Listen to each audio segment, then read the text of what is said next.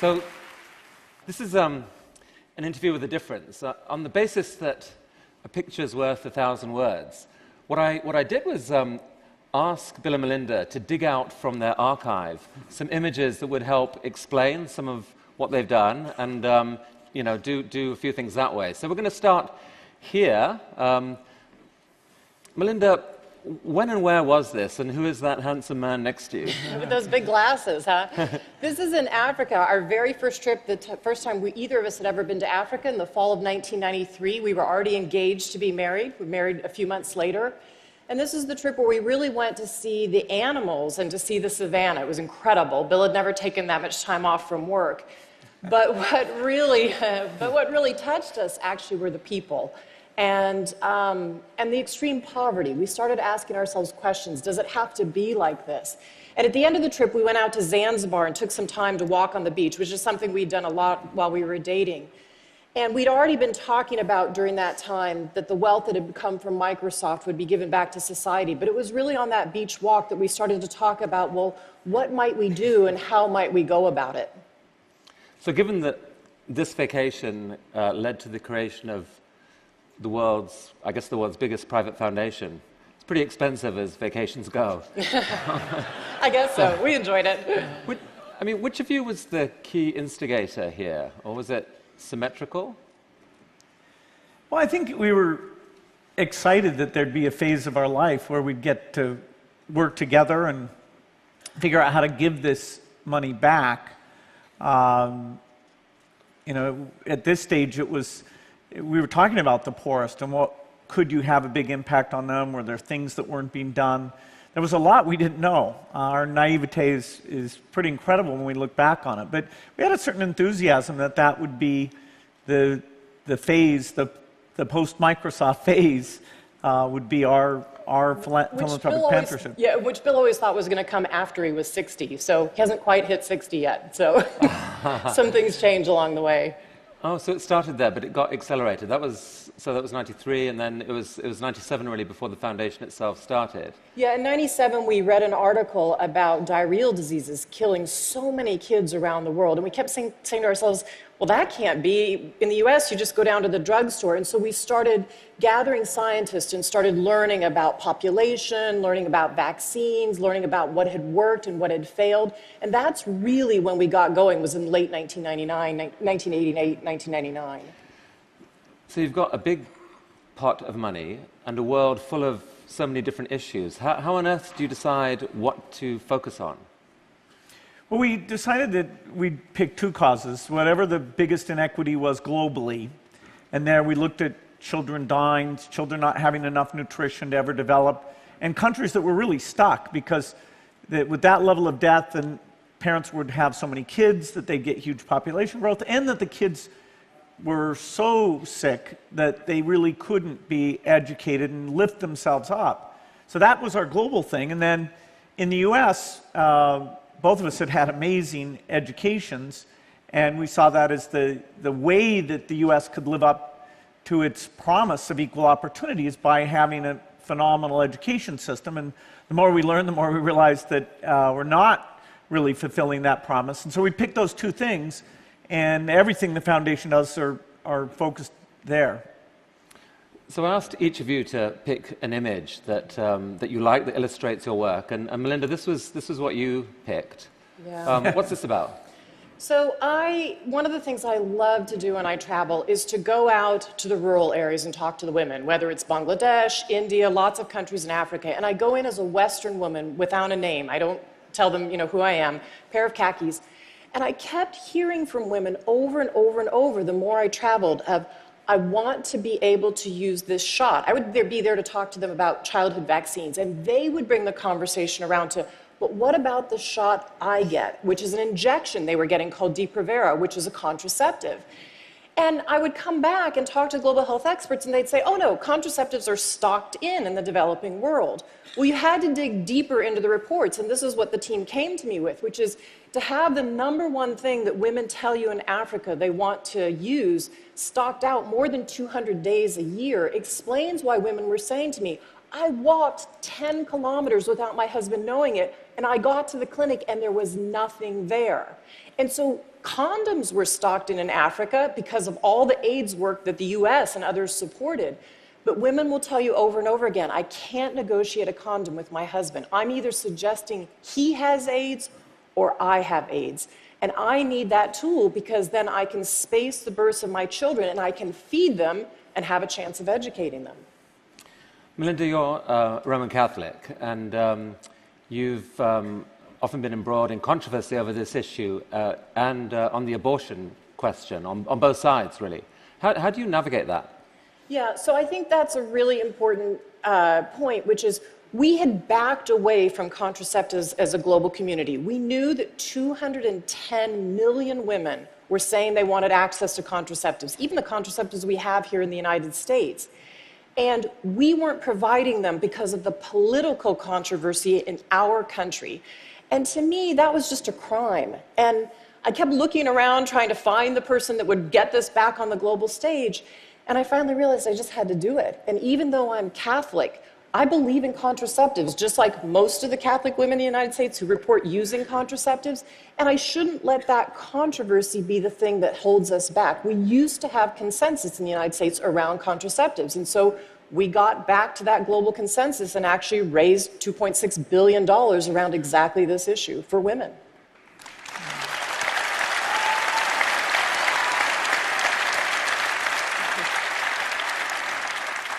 Bill, this is your graph. What's this about? Yeah, well, my graph has numbers on it. I really like this graph. This is the number of children who die before the age of 5 every year. And what you find is, really a phenomenal success story, which is not widely known, that we are making incredible progress. We go from 20 million not long after I was born to now we're down to about 6 million. So this is a story largely of vaccines. Smallpox was killing a couple million kids a year. That was eradicated, so that got down to 0. Measles was killing a couple million a year. That's down to a few 100,000. Anyway, this is a chart where you want to, get that number to continue, and it's going to be possible using science of new vaccines, getting the vaccines out to kids. We can actually accelerate the progress. The last decade, that number has dropped faster than ever in history, and so I just love the fact that you can say, okay, if we can invent new vaccines, we can get them out there, use the very latest understanding of these things, and get the delivery right, that we can perform a miracle. I mean, you do the math on this, and it works out, I think, at literally thousands of kids' lives saved every day compared to the prior year. It's not reported. An airliner with 200 plus deaths is a far, far bigger story than that. Does that drive you crazy? Yeah, because it's a silent thing going on. It's one kid at a time. This 98% of this has nothing to do with natural disasters, and yet people's charity when they see a natural disaster are wonderful. It's incredible how people think, okay, that could be me, and the money flows. These causes have been a bit invisible. Now that the Millennium Development Goals and various things are getting out there, we are seeing some increased generosity. And so, the goal is to get this well below 1 million, which should be possible in our lifetime. Maybe it needed someone who was turned on by numbers and graphs rather than just the big sad face to get engaged. I mean, you've used it in your letter this year. You used basically this argument to say that aid, contrary to the current meme that aid is kind of worthless and broken, that actually it has been effective. Yeah, well, people can there is some aid that was well-meaning and didn't go well. There are some venture capital investments that were well-meaning and didn't go well. That you shouldn't just say, okay, because of that, because we don't have a perfect record, this is a bad endeavor. You should look at, what was your goal? How are you trying to uplift nutrition and survival and literacy so these countries can take care of themselves and say, wow, this is going well, and be smarter. We can spend aid smarter. It is not all a panacea. We can do better than venture capital, I think, including big hits like this. Now, traditional wisdom is that it's pretty hard for married couples to work together. How have you guys managed it? Yeah, I've had a lot of women say to me, I really don't think I could work with my husband. That just wouldn't work out. You know, we enjoy it, and we don't. This foundation has been a coming to for both of us, and it's a continuous learning journey. And we don't all travel together as much for the foundation, actually, as we used to when Bill was working at Microsoft. We have more trips where we're traveling separately, but I always know when I come home, Bill's going to be interested in what I learned, whether it's about women or girls or something new about the vaccine delivery chain or this person that is a great leader. He's going to listen and be really interested. And he knows when he comes home, even if it's to talk about the speech he did or the data or what he's learned, I'm really interested. And I think we have a really collaborative relationship, but we don't spend every minute together, that's for sure. But now you are, and we're very happy that you are. Look, I mean, Melinda, early on, you were basically largely running the show. 6 years ago, I guess, Bill came on full-time, so moved from Microsoft and became full-time. That must have been hard, adjusting to that, no? Yeah, I think actually for the foundation employees, there was way more angst for them than there was for me about Bill coming. I was actually really excited. I mean, Bill made this decision even obviously before it got announced in 2006, and it was really his decision. But again, it was a beach vacation where we were walking on the beach and he was starting to think of this idea. And for me, the excitement of Bill putting his brain and his heart against these huge global problems, these inequities, to me, that was exciting. Yes, the foundation employees had angst about that. That's cool. But that went away within 3 months once he was there. Including some of the employees. That's what I said, the employees. It went away for them 3 months after we were there. Oh, even the employees didn't go away. No, a few of them did, but... So what do you guys argue about? Like, you know, Sunday, 11 o'clock, you're away from work, you know, what comes up? What's the argument? You know, because we built this thing together from the beginning, it's this great partnership. You know, I had that with Paul Allen in the early days of Microsoft. I had it with Steve Ballmer as Microsoft got bigger, and now Melinda, in an even stronger, equal way, is the partner. So we talk a lot about which things should we give more to, which groups are working well. You know, she's got a lot of insight. She'll sit down with the employees a lot. We'll take the different trips she described. So there's a lot of collaboration. I can't think of anything where one of us had a super strong opinion about one thing or another. How about you, Melinda, though? Can you? You never know. Well, here's the thing. We come at things from different angles, and I actually think that's really good. So Bill can look at the big data and say, I want to act based on these global statistics. For me, I come at it from intuition. I meet with lots of people on the ground, and Bill's taught me to take that and read up to the global data and see if they match. And I think what I've taught him is to take that data and meet with people on the ground to understand, can you actually deliver that vaccine? Can you get a woman to accept those polio drops in her child's mouth? Because the delivery piece is every bit as important as the science. So I think it's been more a coming to over time towards each other's point of view. And quite frankly, the work is better because of it. So, I mean, in vaccines and polio and so forth, you've had some amazing successes. What about failure, though? Can you talk about a failure and maybe what you've learned from it? Yeah, fortunately, we can afford a few failures because we've certainly had them. We do a lot of, drug work or vaccine work that you're going to have different failures. Like we put out one that got a lot of publicity was asking for a better condom. Well, we got hundreds of ideas. Maybe a few of those will work out.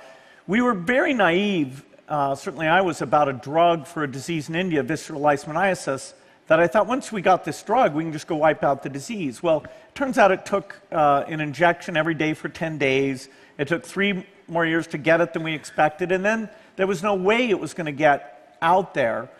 Fortunately, we found out that if you go kill the sandflies, you probably can have success there. But we spent 5 years, you could say wasted 5 years, and about 60 million on a path that turned out to have very modest benefit when we got there. You're spending like $1 billion a year in education, I think, something like that. Is anything, I mean, the story of what's gone right there is quite a long and complex one. Are there any failures that you can talk about?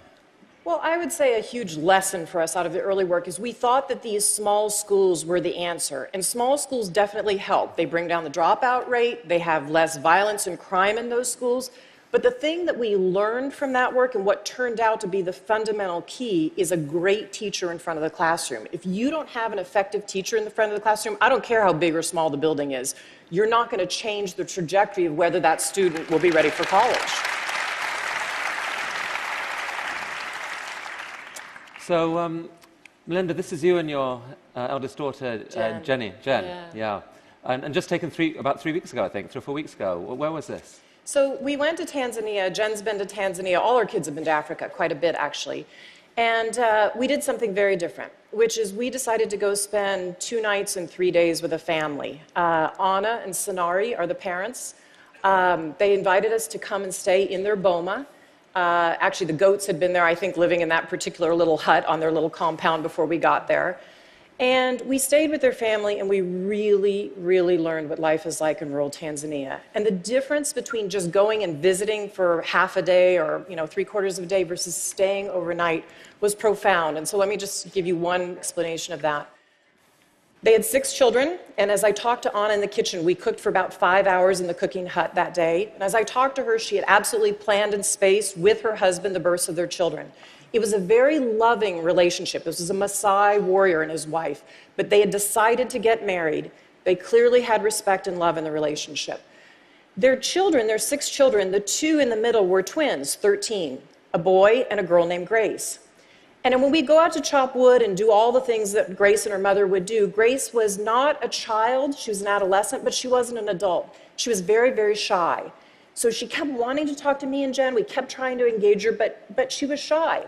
And at night, though, when all the lights went out in rural Tanzania, and there was no moon that night, the first night, and no stars, and Jen came out of our hut with her REI little headlamp on, Grace went immediately and got the translator, came straight up to my Jen and said, "When you go home, can I have your headlamp so I can study at night?" Oh, wow.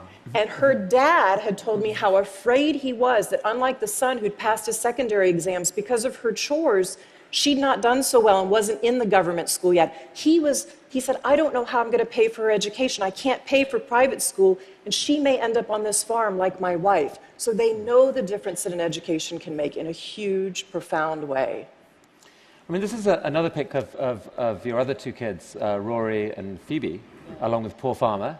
I mean, bringing up 3 children when you're the world's richest family seems like a social experiment without much prior art. How have you managed it? What's been your approach? Well, I'd say overall, the kids get a great education, but you've got to make sure they have a sense of their own ability and what they're going to go and do. Our philosophy has been, to be very clear with them, most of the money's going to the foundation and, help them find something they're excited about. We want to strike a balance where they have the freedom to do anything, but not sort of a lot of money showered on them so that they could go out and do nothing. And so far, they're fairly diligent, excited to pick their own direction. I mean, you've obviously you've guarded their privacy carefully for obvious reasons. I'm curious why you've given me permission to show this picture now here at TED. Well, it's interesting. As they get older, they so know that our family belief is about responsibility, that we are in an unbelievable situation just to live in the United States and have a great education. And we have a responsibility to give back to the world. And so as they get older, and we are teaching them, they have been so many countries around the world, they're saying, we do want people to know that we believe in what you're doing, Mom and Dad, and it is okay to show us more. So we have their permission to show this picture, and I think Paul Farmer is probably going to put it eventually in some of his work, but they really care deeply about the mission of the foundation, too. I mean, you've easily got enough money, despite your vast contributions to the foundation, to make them all billionaires. Is that your plan for them? Nope. No, they won't have anything like that. They need to have a sense that their own work is meaningful and important. And we read an article actually before we got married, where Warren Buffett talked about that, and we're quite convinced that it wasn't a favor either to society or to the kids. Well, speaking of Warren Buffett, something really amazing happened in 2006 when somehow your only real rival for richest person in America suddenly turned around and agreed to give 80% of his fortune to your foundation. How on earth did that happen? I guess there's a long version and a short version of that. We've got time for the short version. All right. Well, Warren was a close friend, and he was going to have his wife, Susie, give it all away. Tragically, she passed away before he did. And he's big on delegation, and he said... Tweet that. You know, if he's got somebody who's doing something well and, you know, is willing to do it at no charge, maybe that's okay. But we were stunned. You know, we had never Totally stunned. Expected it, and it has been unbelievable. It's allowed us to increase our ambition in what the foundation had to do quite dramatically. I mean, it's half the resources we have come from Warren's mind-blowing generosity. I mean, I think you've pledged that by the time you're done, more than, or 95% of your wealth will be given to the foundation. Yes. And since this relationship, yeah, it's amazing.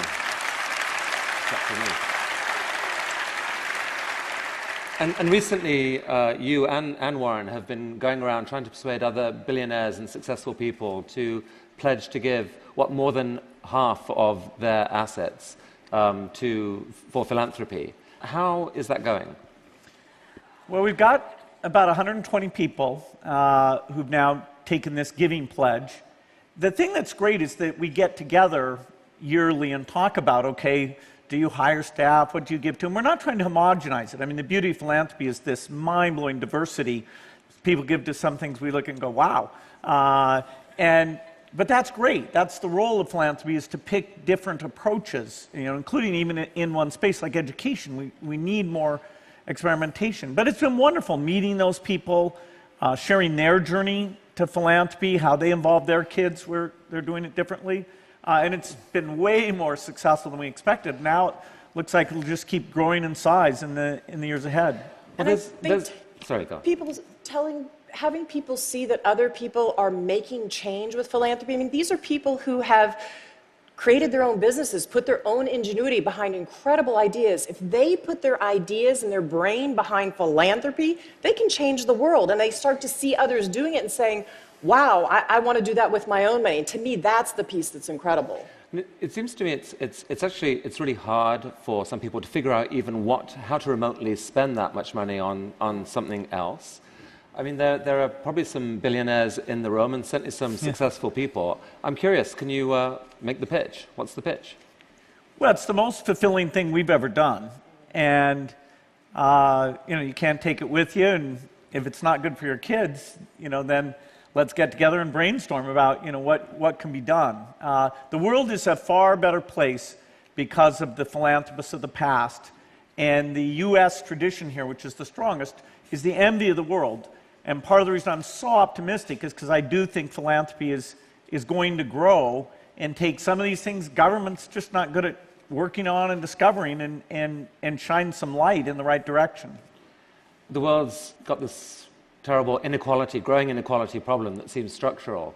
It does seem to me that if more of your peers took the approach that you two have made, it would make a dent both in that problem and certainly in the perception of that problem. Is that a fair comment? Oh yeah, if you take from the most wealthy and you give to the least wealthy, it's good. It kind of tries to balance out, and that's just. But you change systems. I mean, in the U.S., we're trying to change the education system so it's just for everybody and it works for all students. I mean, that, to me, really changes the inequality balance. That's the most important. Well, I really think that most people here and many millions around the world are just in awe of the trajectory your lives have taken and the spectacular degree to which you have shaped the future. Thank you so much for coming to TED and for sharing Thank you. for all you do. Thank you. Thanks. That was so Thank you. Come back.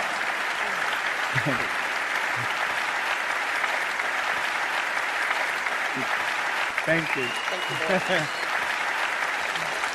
All right. Good job.